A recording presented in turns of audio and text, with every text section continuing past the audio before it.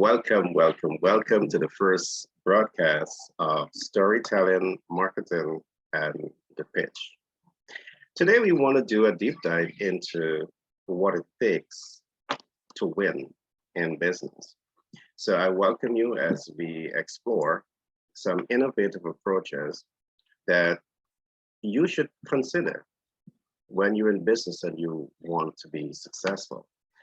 And I want to begin today's conversation by simply saying that it is not enough to want to win. And do take note of this. It's not enough to want to win. The most successful people, the people that built America, they're fully aware of this. The most successful people in business, they too are also fully aware of this. There are major differences between wanting to win and being ready to win. And I repeat this. There are major differences with having a desire to win and being ready to win. At the end of this program, my objective is to present to you enough information that would really help you to understand how to get yourself ready to win in business and possibly win in life. The question that I want you to ask yourself now is, what does being prepared to win looks like? And I really want you to throw back and ask yourself this question because I want to assure you that the people who built America, the men who built America, they were fully aware of what it takes to win. And above all of this, they were fully prepared to win. So the big question that you must be asking yourself right now is, are you prepared to win? The example that I want us to go into today, we're going to talk a little bit about wanting to win in real estate.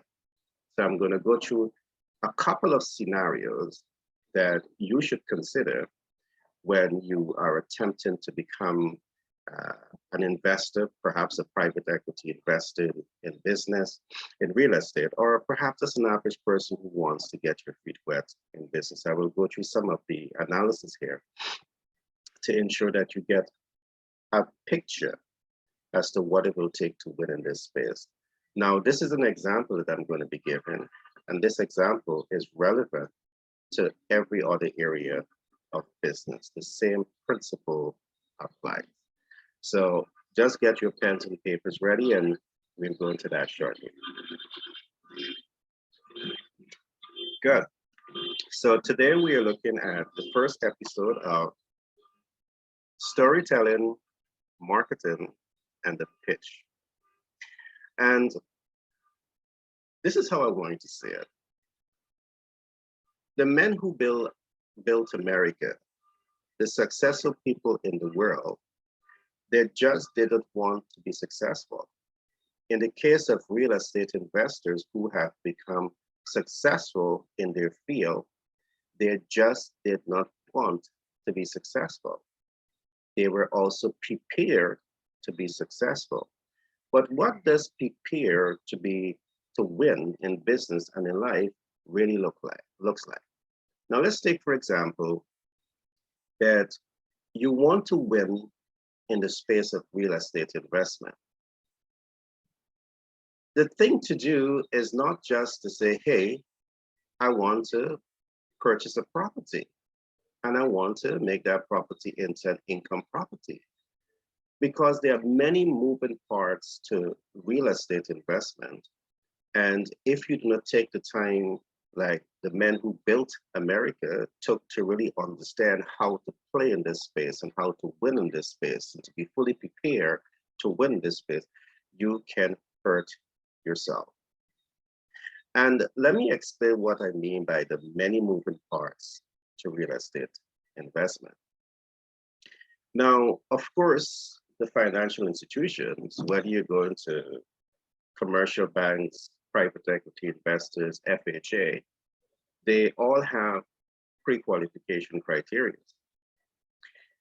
But let's look at what we see a lot of people may do. You go to the commercial bank, the bank said 20%, your investment portfolio, or perhaps the value of the estate is about $200,000. So they're asking you for 20%, and you just see 20% as being $40,000, and that's your key focus. But this is only the sum, the equity that you need to get the process started. And this is not enough for you to win in the space of real estate investment. This is not being prepared to win. So to be prepared to win, you have to consider things like the appraisal. And we'll talk a little bit about appraisal. You have to also consider the role that attorney plays in this entire process. You also have to take the time to understand the importance of inspection. This is also another critical part of being prepared to win in the space of real estate investment. How about origination? These are all moving parts to the real estate investment platform that it is necessary that you take the time to understand it. The people who win in business are not the people who want to win, but they are the people who are prepared to win. The big questions you want to ask yourself, what is the face of being prepared to win in business? What I'm going through here right now is given to you a number of important tenets that you need to understand in ensuring that you are prepared to win in the space of real estate investment. How about the underwriting process? How much do you understand this process well enough so as to ensure that you're fully prepared? Because all of these things are additional costs.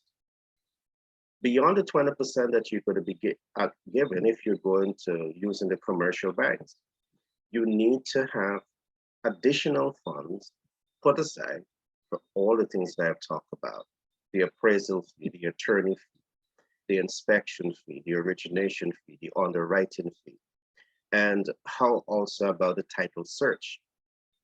All of these moving parts, you need to ensure that you have a budget put aside to address these issues. How about the PMI? So all of this means that you are prepared.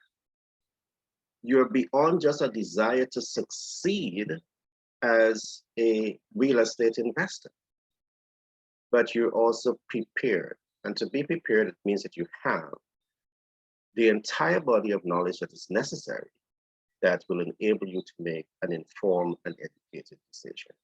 Now, there's another side of this coin, in the sense that you might be prepared, not in the sense of having all of the knowledge as to what it takes to invest into real estate or to start building up, real estate investment portfolios, but you may have subject matters on your side that have the knowledge, the know-how, the experience, the wherewithal to help you navigate the process. And we're going to talk about that just now. But just before we get into that, I really want to stick a pin and drill down a little bit into this appraisal process. Again, the men who built America, they were very much involved in real estate. And beyond that desire to want to succeed, they had a formula to succeed. And this is why names like Carnegie played a tremendous role in researching the successful people. And he supplied some of the movers and shakers with that kind of information that they were now able to apply, because success leaves clues, right? Success leaves trace. And if you want to win in these space, you need to look for those clues, find the traces and follow them. And that's what I'm going through here today. So we're going to go a little bit just now into looking at the appraisal concept. Now, doing the appraisal is a very important part of the real estate process. And why is this important? Just before I get to showing the importance, I want us to look at the three common appraisal techniques that are used or systems that are available. You have what is known as the sales comparative analytics.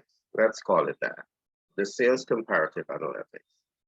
Now, the sales comparative analytics is where you look at your estate and you make an assessment of the value based on going to the community, looking at similar estates that might have sold over the last 3 to 6 months to see the value that they have been sold at to come up with an actual cost. But I must also warn you here, there is no building based on the surveys that we are doing that is 101% match. There are going to be some differences in features and design. There's going to be some differences in interior. There are going to be some differences in depreciations. There are going to be some differences in these different factors, and all of those things influence the appraisal outcome. And you need to be aware of all of this. There's also what is known as the income capitalization analytics. Now, the income capitalization is another technique that is used largely on income property. And you need to be aware of this also, because in the case that an appraiser may be doing the appraisal on the estate based on the sales comparative analytics, not taking into consideration that this is perhaps an income property, they're going to, that entire income capitalization analytics will be completely out of it, which means that you're going to be given a lesser value because the potential of the estate to cash flow has not been taken into consideration by the appraisal. The people who are prepared to win in business, they take the time to understand the moving parts that is necessary to enable you to win in business. And that's why I'm going through this, to ensure that you have a clear picture as to what the face of being prepared to win looks like. The one that I want us to dig in deep to today is what we're going to call the cost analytics, the cost approach. Now, the cost approach, let's take a look.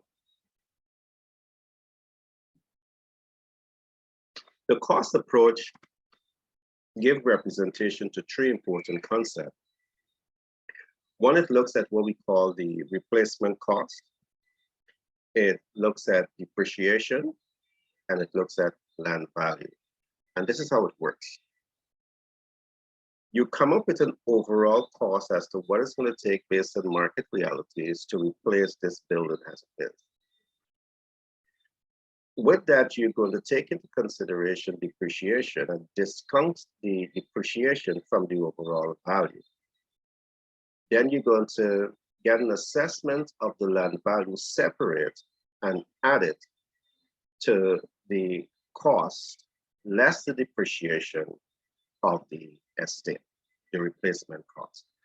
And at this point, you then come to what we call an appraisal assessment of value. Of course, there are many things that one needs to take into consideration at this process. My role is just that to give you some ideas that will help you to understand how to be prepared to win. Now, I want to go deep into depreciation because it is by going deep into depreciation that will really help you to understand when you fail to make these assessments, how it can literally affect your business. It could affect your dreams and hopes and aspirations to make money, to cash flow like a pro. And to make money. The people who built America, the people who are successful across the world, believe me, they had more than just a desire. They had the commitment, the will, the drive. They were fully prepared to win. They had the information. And that's what I'm attempting to do here to do, is to provide you with the kind of information that you need to have when you want to win in the space of real estate. The same principle applies if you want to win in marketing, in public relations. The same principle applies. But let's talk now a little bit about depreciation. There are three types of depreciation. One is called the physical depreciation. And what does physical depreciation mean? It means that the estate itself, depending on the life cycle of that estate, is going to have some wear and tear that naturally occurs.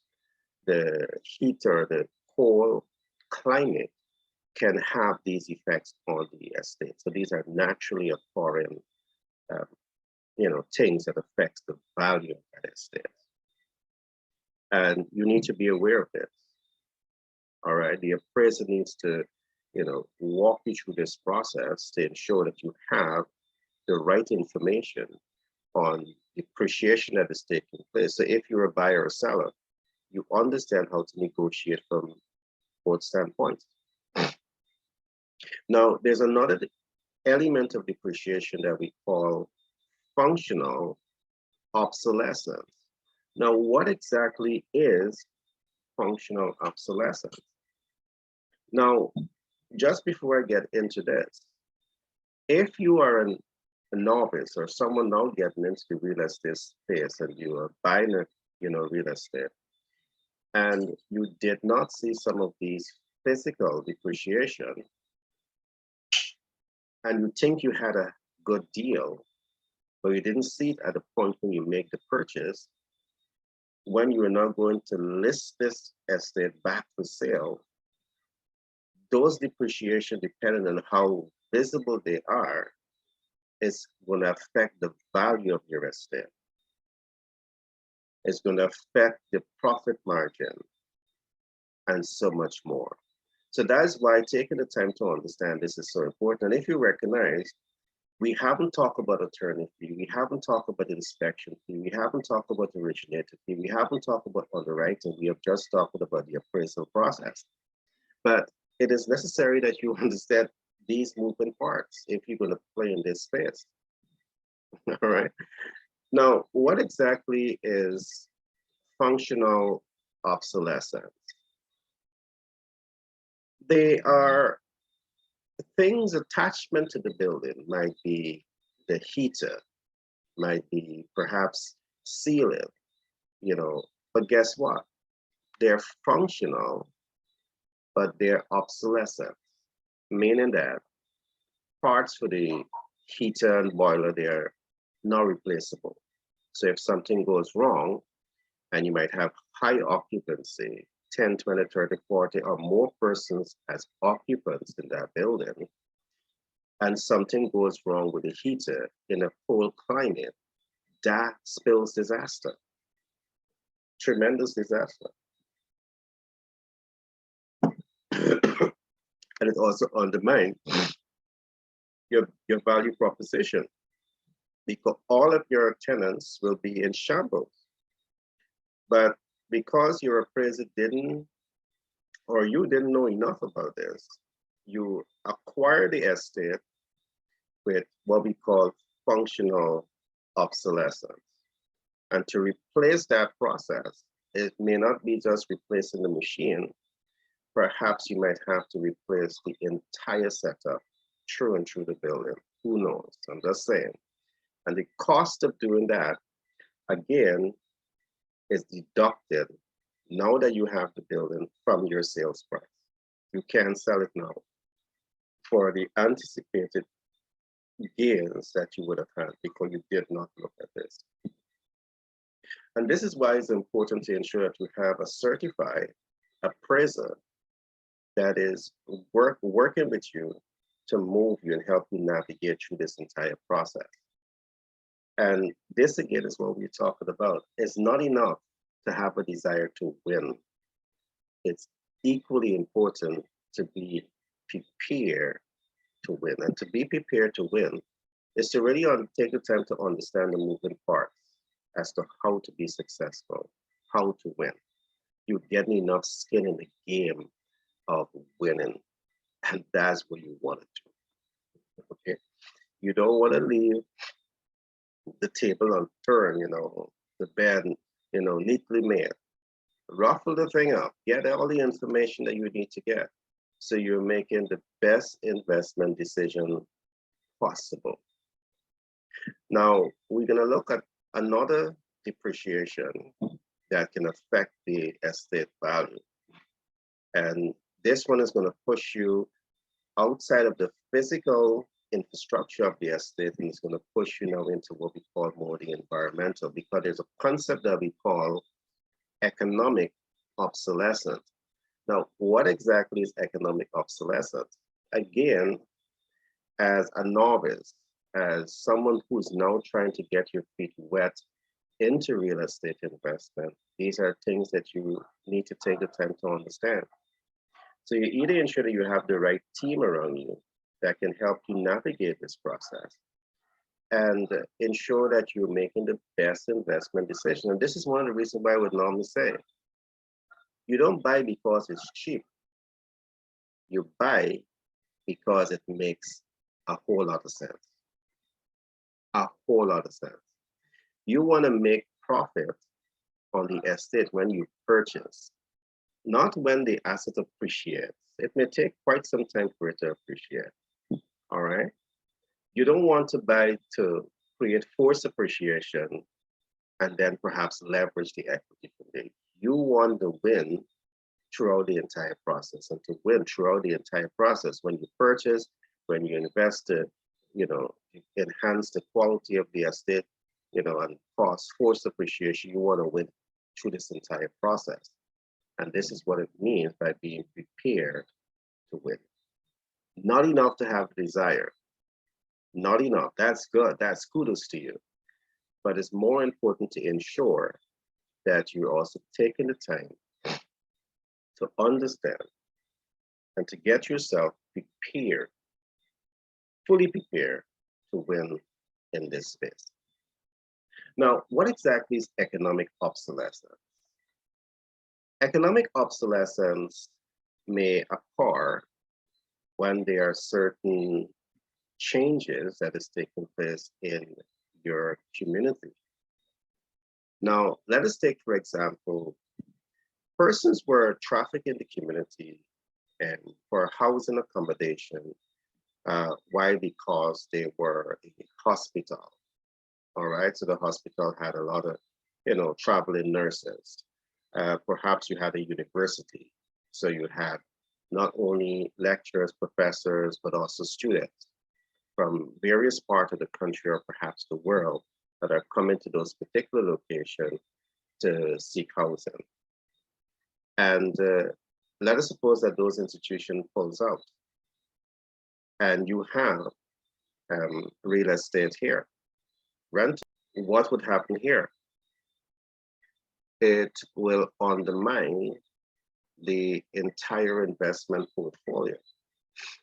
So these are important concepts that you need to ensure that you're fully aware of before you get into any investment portfolio. So here is where you're stepping away from the physical analytics and you're going now to the environmental analytics to perhaps talk with those factors that are driving traffic to your particular type of business, to ensure that they're stable, to ensure that they have a short and long-term vision, to ensure that the states they're operating within the legal framework and the state has no intention perhaps of affecting their type of business.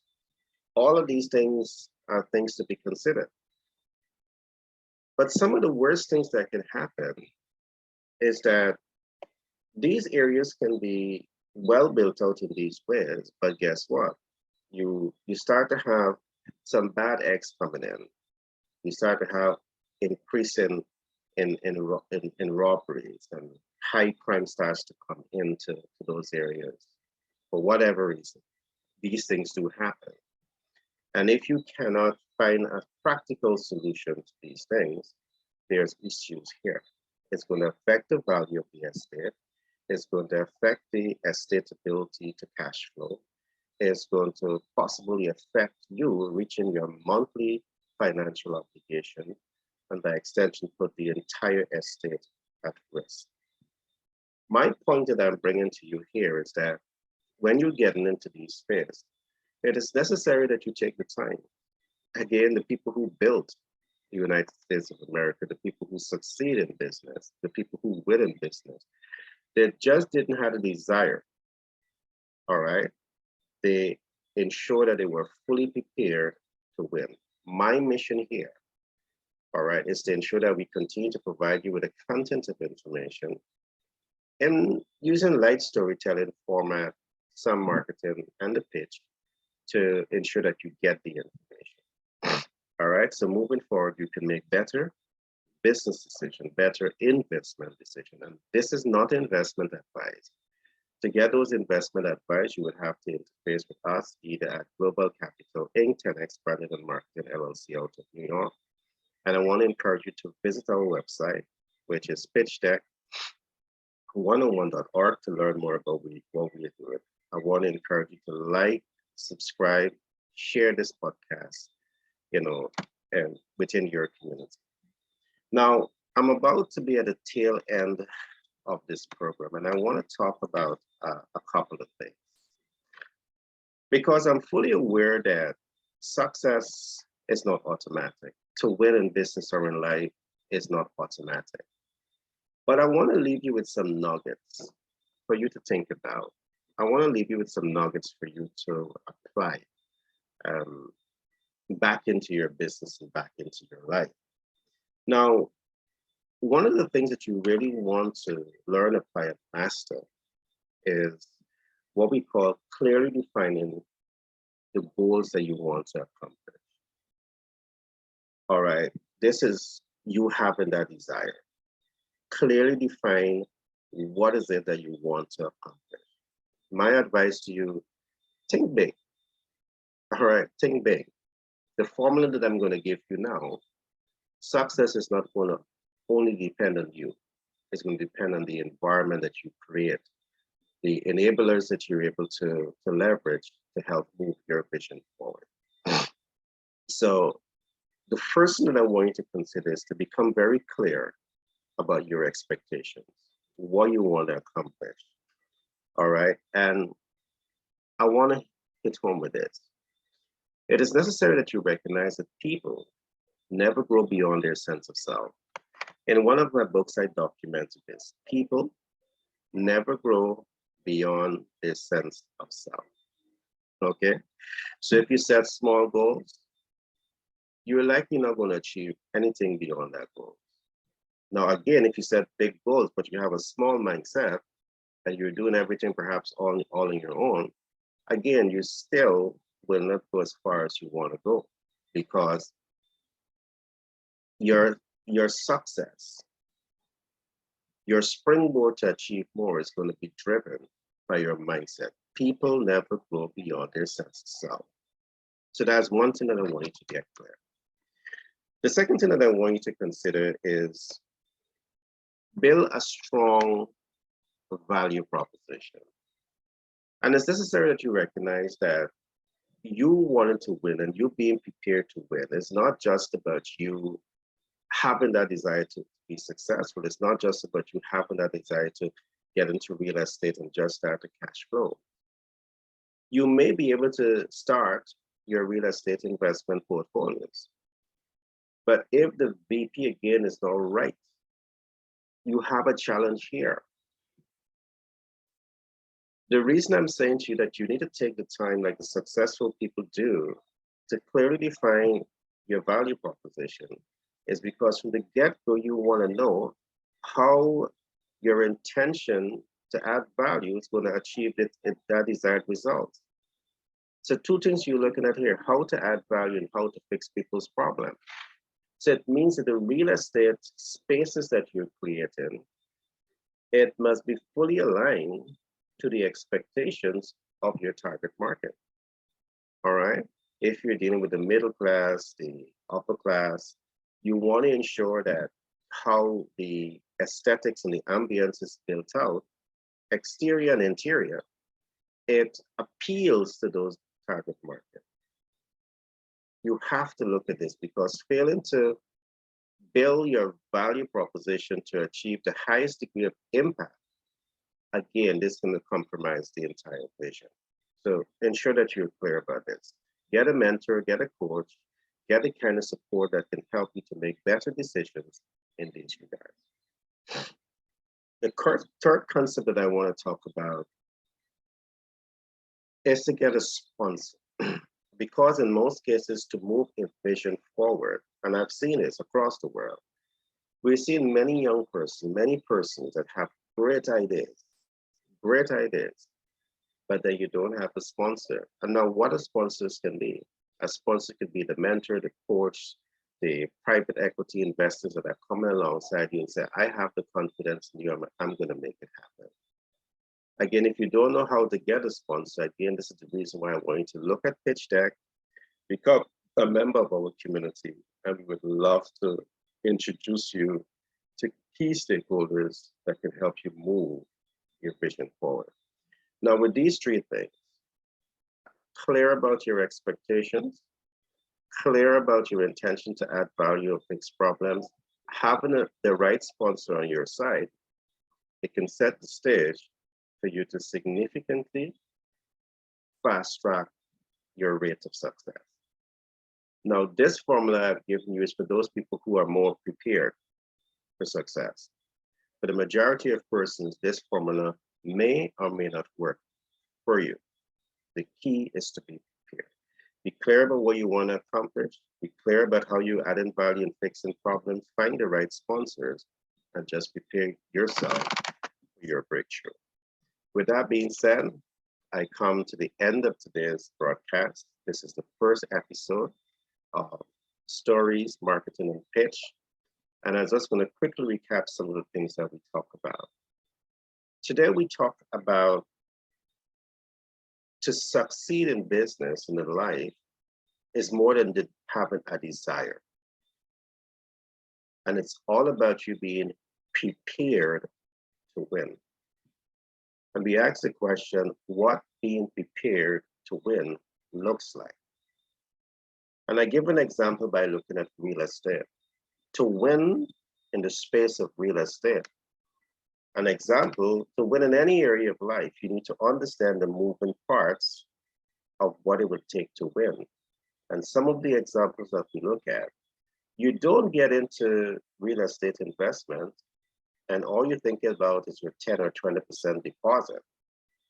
That's your equity to start that investment process. Because that process could be stalled up because you didn't look at appraisal costs. And if even you're able to bypass the appraisal costs, it may hurt you at the back end, because I've already disclosed failing to look at the appraisal and getting all of the information. You have physical depreciation, you have functional obsolescence, and economic obsolescence. All of these things can come back to bite you and hurt your investment portfolio, and that is not certain. That's something that the wise men who build the US, the United States of America, would never do. The smart investors will never do that. And my belief is that if you're smart and you want to do things the right way, you too will not do that. We talk about attorney fees. We talk about inspection fees briefly, but these are some of the moving parts. We talk about origination fee, underwriting fee. We talk about a title search, and we also talk about the PMI. And these are some of the moving parts in relation to how you can prepare yourself to win as a real estate investor. All right, so I trust that you would have enjoyed today's program. Remember, I just used real estate today as an example. If I'm talking marketing, I will be using a different sequence of things that you need to understand in order to leverage market research to make informed business decisions that can really help in the leapfrogging and the fast tracking of your business idea. Again, I want to encourage you to like, subscribe, and share if you find this information useful. And I look forward to being with you here once again. In the event if you have questions, feel free to reach out to me at the back end. And again, reach out to me on our website.